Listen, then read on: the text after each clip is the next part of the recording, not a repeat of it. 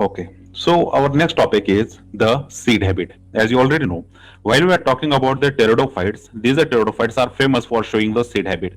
And this particular topic, which is called as seed habit, always come in relation with the pteridophyte. Why is it so? Because the pteridophytes were the first plant to show the seed habits. Okay, now what is meant by the seed habit? This seed habit is nothing but the seed-like features were first time seen in the form of heterospory in these pteridophytic plants, and that is why it create a very important step in the evolution of these seed plants. Because as you know, after the pteridophytes, there were the spermatophyta, that is called as the gymnosperms and the angiosperms. And now why we are calling them as the spermatophyta? Because sperma means seed and the phyta means plant. Those are plants which bear the seed. Both gymnosperm and the angiosperm possess the seeds. That literally means after the pteridophytes, whatever the plant groups came there, which is called as the gymnosperm and angiosperm, they have well-defined seeds with them. So what is the ancestry of this seed? The ancestry of this seed can be found in the pteridophytic plants, where the seed habit can be seen in the form of heterospory. So heterospory not only given rise to the two types of spores and the differentiation in the sexual organs, but it also paved the way for the creation of the seed in the higher plants. That is why it is considered as the most important step in the evolution of the land plants, because this step has created the seed in the next plant, that is called as the gymnosperms and the angiosperms. So how this seed habit is got created and how the seed habit is shown by these pteridophytes, now we are going to see in this particular video lecture. Now consider this is your syllabus. We are studying the paper 1, and in that we are studying the chapter 2, that is called cryptogams. In the cryptogams, we are studying the pteridophytes, and we have to study the structure and reproduction from the evolutionary viewpoint. And at last, we have to go for its ecological as well as the economic importance. All right. Now consider the first introductory slide. See, the adoption of the heterospory and retention and the germination of the single megaspore within the megasporangium to form the female gametophyte led to the phenomenon called the seed habit, the characteristics feature of the spermatophyta. Now, it is very important that you should understand what is the literal meaning of the seed habit. Why we are saying that the pteridophytes plants are showing the presence of seed habit. Okay, what are the typical characteristics which are possessed by these pteridophytes which makes them to show the seed habit? See, now consider what is seed. Okay, seed, as you know, in general, in a very general way, when you talk about the seed, for example, consider an apple. Inside the apple you will find the some 4 to 5 seeds. So all these seeds are perfectly located inside the fruit. But as you already know, in the algae, bryophyte, in the pteridophyte and in the gymnosperm, you will never see a fruit. So in the gymnosperm you will only see the seed. So from where these seeds are came and what is the function of this seed? How the seeds are located on the parent plant? If you consider the angiospermic plant, consider for example this is an apple plant, this is an angiospermic plant. Okay, and here is the fruit, and inside the fruit it has a seed. That literally means seeds are present on the parent plant. Okay, that is the parent plant bears the seeds, right? So these are types of seeds which are present on the parent plant. These are not seen in the algae, bryophytes and pteridophytes. But we are saying the pteridophytes were first to show the seed habit. Now, why we are saying that? See, the adoption of the heterospory and the retention and germination of a single megaspore within the megasporangium to form the female gametophyte has led to the phenomenon of the seed habit. That literally means the some plants of the pteridophytes are heteroporous. As we have already discussed this in the last lecture, that they show the two kinds of spores, and one of them is the megaspore. Okay, one of them is the megaspore, and this megaspore is present inside the megasporangium. Where it is located? It is located inside the megasporangium, and this megasporangium generally located in the strobili. Okay, and this strobili is generally present at the apex of the plant. Okay, so whatever the strobili which are present at the apex of the plant and they are showing the presence of megaspore in the megasporangium, these megaspores are typically retained on the parent plant. And the megaspore, after the germination, or this megaspore starts to germinate even before the shedding from the parent plant. That literally means the female gametophyte is developing on the parent plant itself. So when we talk about that, the megaspores are creating the particular female gametophyte on the parent plant itself, that literally means they are not shedding and they are not coming in contact with the external environment. That is, they are conserving the female gametophyte on the parent plant only.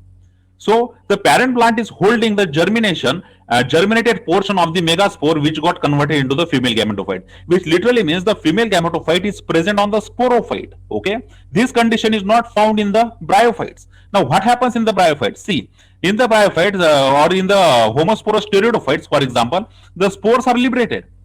Just as they are created, the spores are liberated into the environment. Then, after the germination, some will form the female gametophyte and some will form the male gametophyte, right? And the male gametophyte will possess the antheridia, female gametophyte will possess the archegonia. Archegonia will produce the egg, and the antheridia will produce the anthrozoids. And after their fusion, there is a creation of zygote. And this all happens in the external environment. But what happens in the heteroporous pteridophyte? In a heterosporous pteridophyte, this spore which are going to create this particular female gametophyte do not shed from the parent plant, but it starts to germinate on parent plant itself and create the female gametophyte on parent plant. Hence, it does not came in contact with the harsh external environmental condition. Now, when these megasporangium or the megaspore germinate to form the female gametophyte, one thing is sure: this female gametophyte going to produce the archegonia, the archegonia which will possess the egg. That literally means the egg is present on the parent plant. So, if the fertilization occurs here at the parent plant, egg is fused with that of the anthrozoids, the zygote will also be retained by the parent plant. This is actually similar to that of the spermatophytes. Exact same thing happens in the spermatophytes.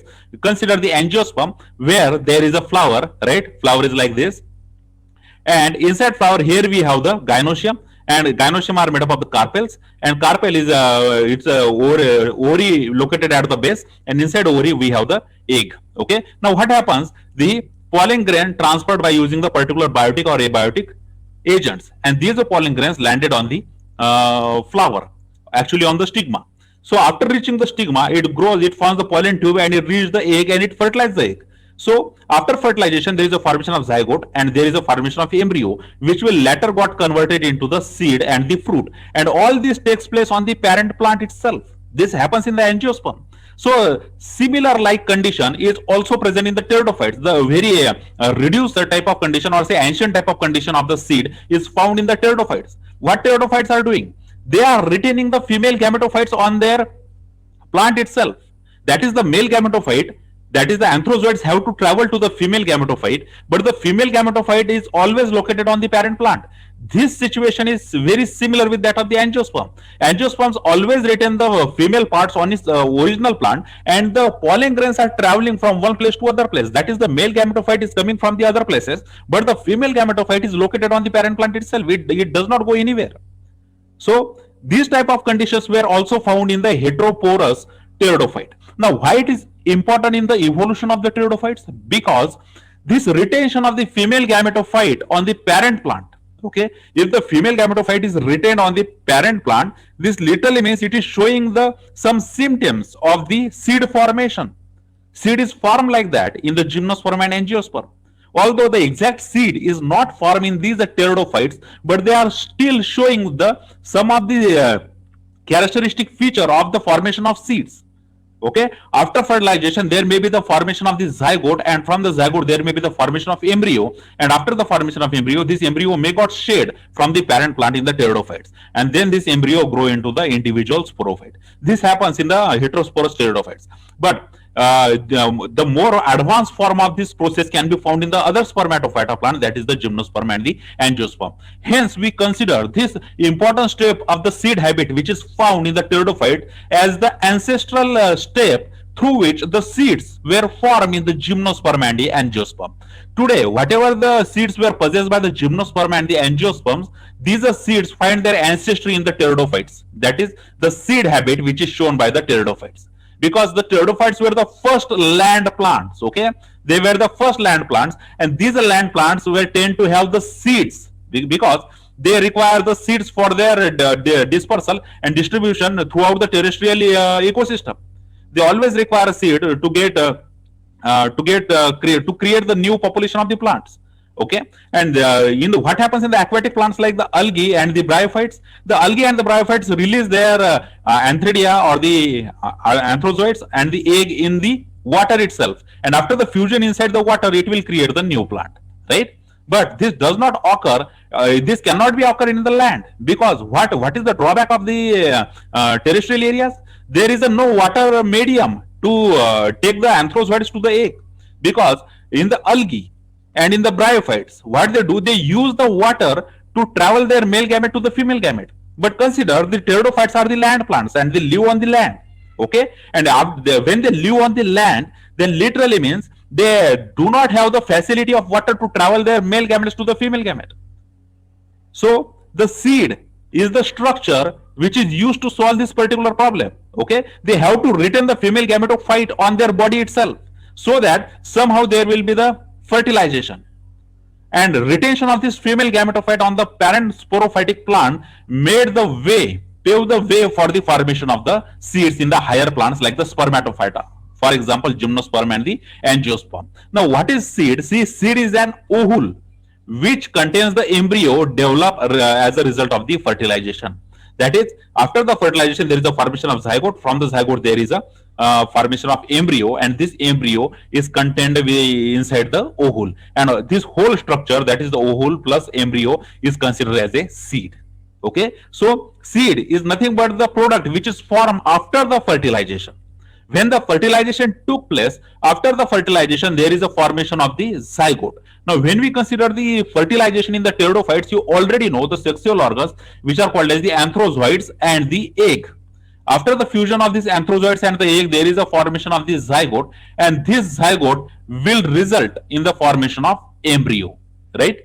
And this embryo in the spermatophyta, that is gymnosperm and angiosperm, got converted into the seed. But this embryo in the pteridophytes stayed as it is, and it got converted into the new sporophytic plant. That it does not create the seed, but till the formation of embryo, it remains on the parent plant. This habit is shown by the some of the heteroporous pteridophytes. Okay, there are very few plants in the evolution of the pteridophytes where we find this heteroporous condition, and even there are very less plants which are taking the embryo on their bodies till there is a formation of the there is a fertilization on the parent body, and till the formation of the embryo it will remain on the parent body. That is in the pteridophytes. This embryo later got shed and got converted into the sporophyte, but in the spermatophytes, that is in the gymnosperm and angiosperm, this embryo generally creates the seed after the formation of ovule.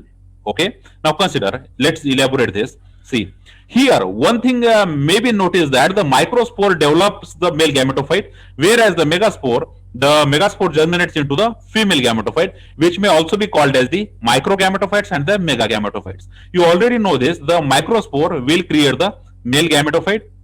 That is, after the liberation of these microspore, it will create the male gametophyte, and these megaspore will create the female gametophyte, right? So male gametophyte and female gametophyte were formed out of these two types of spore. Now, these are two types of spores, as you already know. In the Selaginella like plants, they possess both kinds of the spore on the same plant. Okay, that is the one kind of spore which is called microspore, and second kind of spore which is called as megaspore. This microspore will create the male gametophyte. In other words, it is also called as microgametophyte. Okay, and these megaspores will create the female gametophyte. In other words, it is called as the megagametophyte. Okay, and all these structures were created on the same plant. For example, the Selaginella, it is the heterosporous plant, and heterosporous plant literally means it contains the microspores as well as the megaspore. From microspore, it will develop the male gametophyte, and from megaspore, it will develop the female gametophyte. And you already know, we have studied male gametophyte will later give rise to the antheridium, and through the antheridium, there is a formation of anthrozoids. And female gametophyte will create the archegonium, and inside the archegonium, we will find the egg. So after the fusion of these, there will be the formation of zygote. But what is important? Important is that where this fertilization is taking place. Because in the bryophytes, this is taking place in the water, outside the body. But in the majority of the pteridophytes, this is also occur in the water, because water is also required for the fertilization in the pteridophytes as well. Many of the homosporous plants using water to to perform the process of fertilization. And in that process, they create the zygote. But what happens in the heterosporous pteridophytes? They retain the female gametophyte on the parent plant itself. And these microspore or the anthrozoids has to travel to the these particular megaspore to fertilize it on the parent plant itself. Okay. Now consider. See, in case of the homospory, the sex may be differentiated at the gametophyte stage only.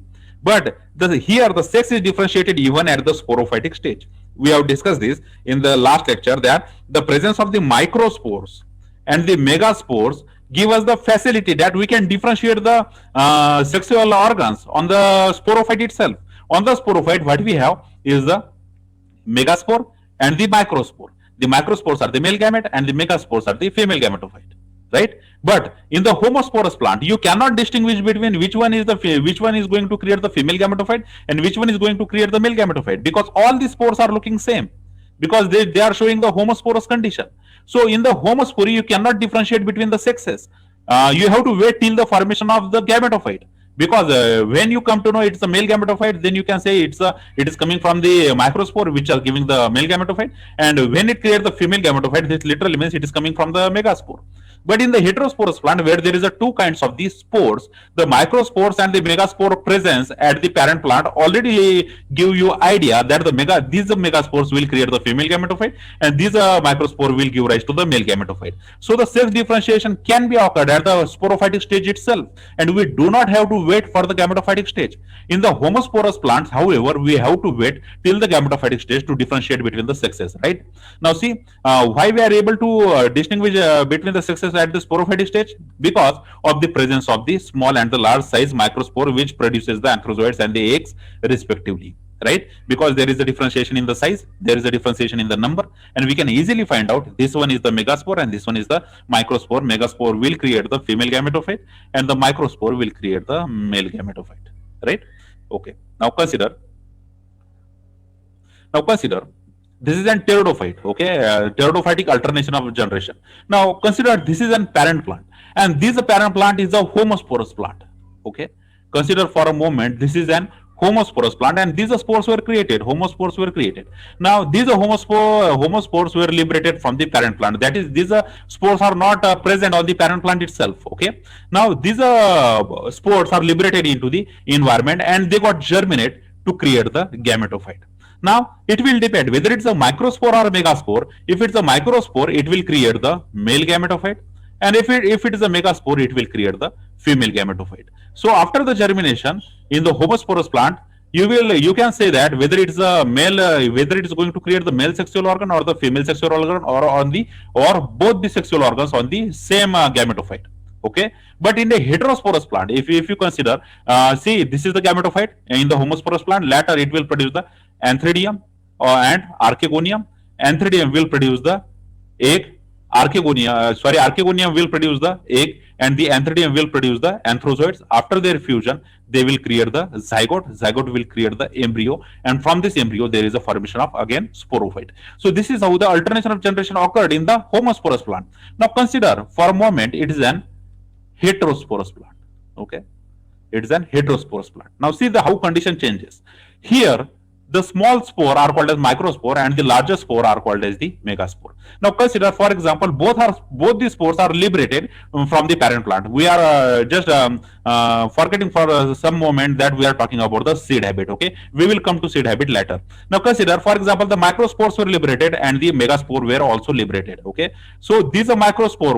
What it will create? It will create the male gametophyte, and these are megaspore. It will create the female gametophyte, right? Now this male gametophyte will create the antheridium, right? And these female gametophyte will create the archegonium, right? Now antheridium will create the anthrozoids and the archegonium will create the egg. Now after the fusion of anthrozoids and egg, there is the formation of zygote, right? And this zygote will eventually develop into embryo, and the embryo will create the sporophytic plant. So this is how the alternation of generation occur in the heterosporous plant. Now see, let's come to the seed habit now. Now how is the seed habit there? See, now these are female gametophyte, that is the megaspore which is going to give rise to the female gametophyte, is not shared by the parent plant, but it is actually located on the parent plant itself. That is, consider in this heterosporous condition here you will find the megasporangium. Okay, this is megasporangium, and inside this megasporangium you will find 2 to 3 megaspores. And here we have the microsporangium, and inside it you will find the many microspores. Okay, so what the seed habit is telling us, this female gametophyte or say megaspore, these megaspores will remain on the parent plant itself. It is not going anywhere, and these microspores will liberate and eventually came in a contact with the megaspore to fertilize it. Okay, that is after the see, consider this is an microspore which will germinate, okay, to create the male gametophyte, and these are megaspore which are already present on the parent plant starts to germinate here only. Okay, and it will create the female gametophyte which is called as the archegonium here on the parent plant only. Now this male gametophyte will produce the anthrozoids. Now this anthrozoids has to travel on the parent plant and get fertilized. This is a particular female gametophyte plant which possesses the archegonia, and inside the archegonia there is a egg. Okay, so after the fertilization what will happen, here will be the formation of zygote. Now remember that these megaspores are already present on the parent plant itself. Okay, they are not shed from the parent plant and the zygote is already formed. Now this zygote got converted into the embryo here, and then this embryo will shed from the parent plant, and this embryo will later give rise to the sporophyte again. Okay, so this is how the seed habit is shown by the heterosporous plant. Now the megaspore which is perfectly located on the parent plant and the microspores were liberated, the microspore will create the male gametophyte and male gametophyte will create the anthridium. Anthridium will produces the anthrozoids, and these anthrozoids again came in contact with the archegonia which is present on the parent plant itself. Okay, it is present on the sporophyte itself. Okay, so these archegonia got fertilized by these anthrozoids, and it will create the zygote, and zygote is still located on the parent plant, and this zygote is got converted into the embryo which is already also located on the parent plant, but this embryo will later shed from the parent plant and it will create the new sporophytic plant. Okay, new sporophyte will got created out of it. So this is how the seed habit is shown by these particular pteridophytes. Because these pteridophytes shows the very important stage of the seed habit. They are very important plants which are connecting the aquatic plants with that of the terrestrial plants. On the one hand, we have the algae and the bryophytes. Both of these plant groups typically require water for their every form of life activity. Now then we find the pteridophytes. Okay, now pteridophytes, which are the land plants and showing the seed habit, fertilization is dependent on the water, but the majority of the time they do not require water for their survival. That is, they are differentiated into root, stem and leaves, and their roots can easily absorb the water from the below ground. Okay, below the ground they can easily absorb the water by using their roots. Now after the pteridophytes we have the gymnosperms and the angiosperms, which majority of them do not require water for the fertilization.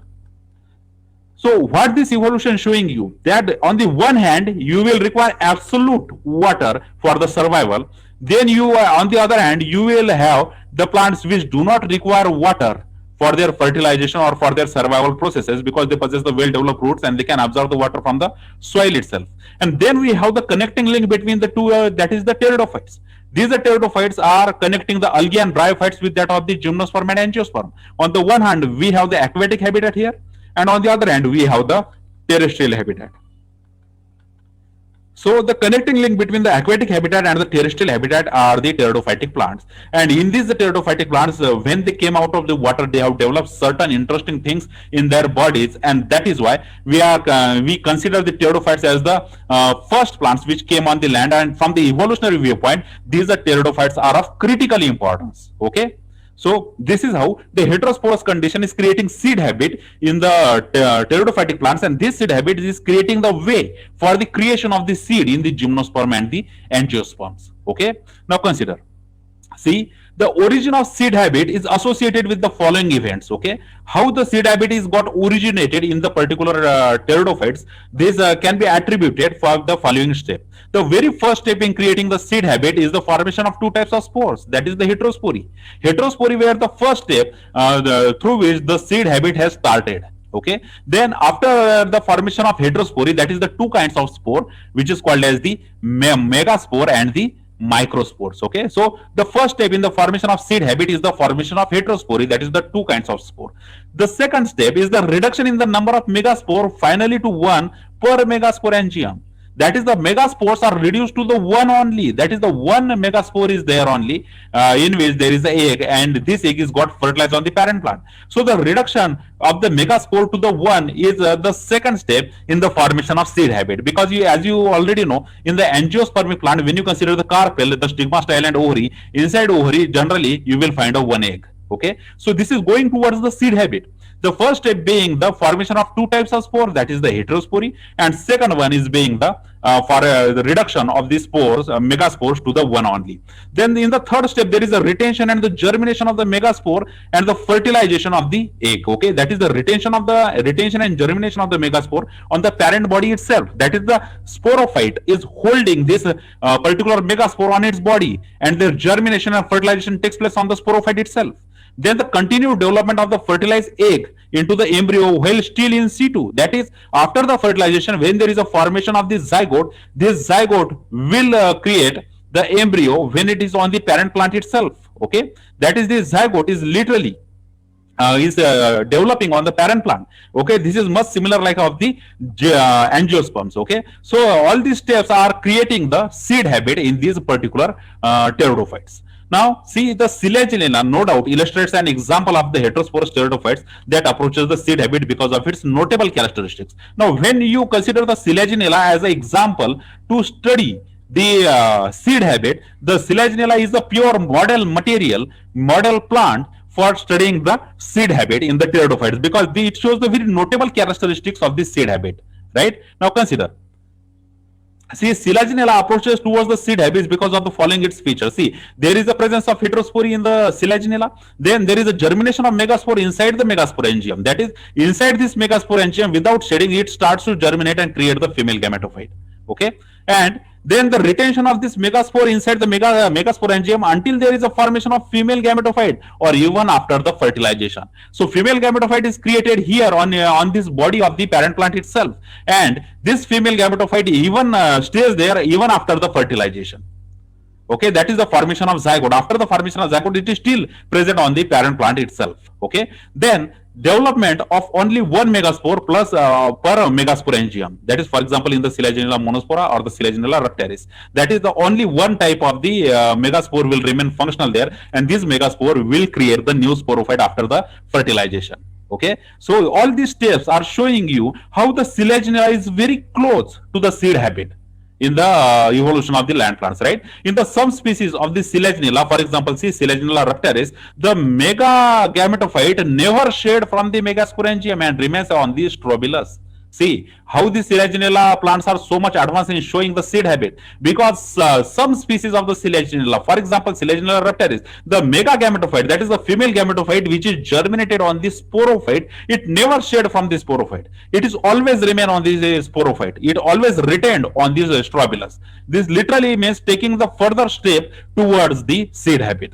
Okay, now see the oospore, whatever the zygote is created there, oospore completes its development within the megasporangium. Whatever the zygote is created here, it will complete its development in the megasporangium itself, and the young embryo grow into the seedling. That is, here the young embryo, it creating the seedling and develops the primary root. That means this is a megaspore. Consider this is a megaspore first germinated and it created the female gametophyte. Consider like this, it is created the female gametophyte. On this female gametophyte we have archegonia, then the anthrozoid somehow reached there is a formation of zygote. This zygote is got created into the embryo. Okay, and this embryo starts to create the roots. Even it is creating the roots on the parent plant, on the parent sporophytic plant. Now after creating the primary root, then it is fall on the ground. Okay, that is embryo with the roots. Okay, it is the embryo and these are the roots, and roots after the formation of roots, it follows on the ground and create the new plant.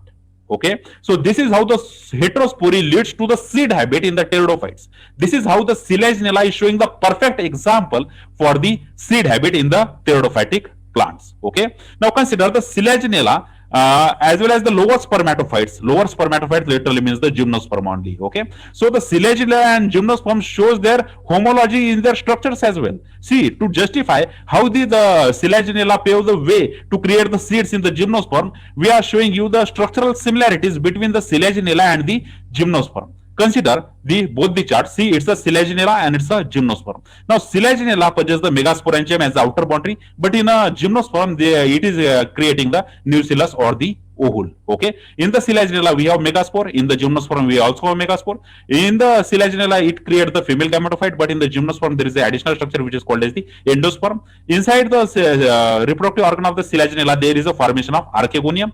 Inside the Gymnosperm as well, there is a formation of archegonium. The egg is also present inside the archegonium. In the Selaginella, same is true for the Gymnosperms as well. So you can compare that how the structures are similar, just there are some differences, just like for example, there is the presence of nucellus or the nucellus of the ovule. Okay, here we have the megasporangium and here we have the nucellus and here we have the female gametophyte, but here we have the endosperm, while the rest of the structures are very much similar. So you can say that these Selaginella like plants later give rise to the Gymnosperms in which the perfect seed is formed.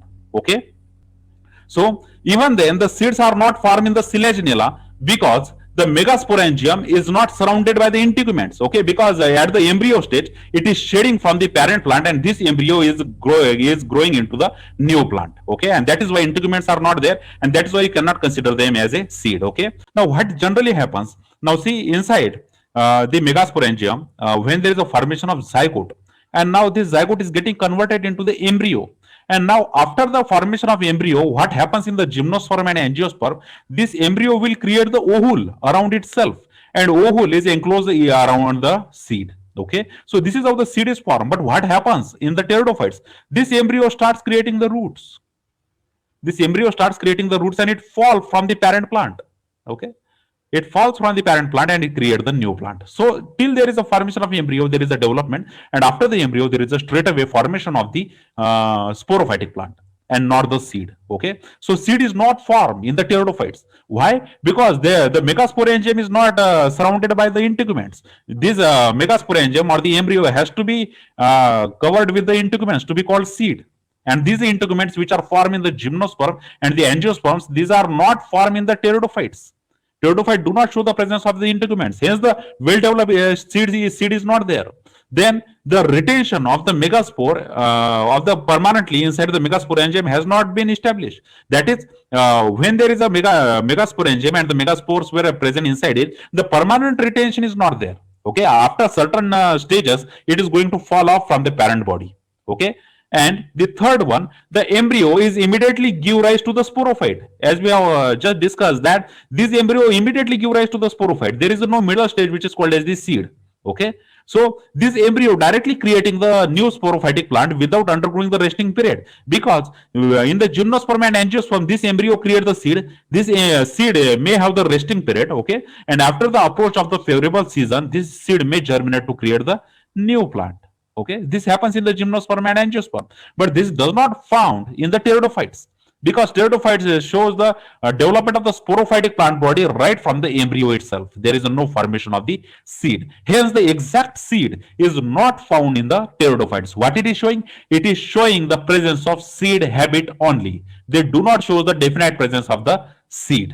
Okay, so this is all about the seeds and the seed habit. So this is all about this topic. Okay, thank you very much for watching this video. Please like this video, share this video with your friends who are studying the botany, and if you haven't subscribed to the Botany Capstone channel yet, please subscribe to the Botany Capstone channel for UPSC examination. Again, thank you very much for giving your time. See you in the next video lecture. Thank you.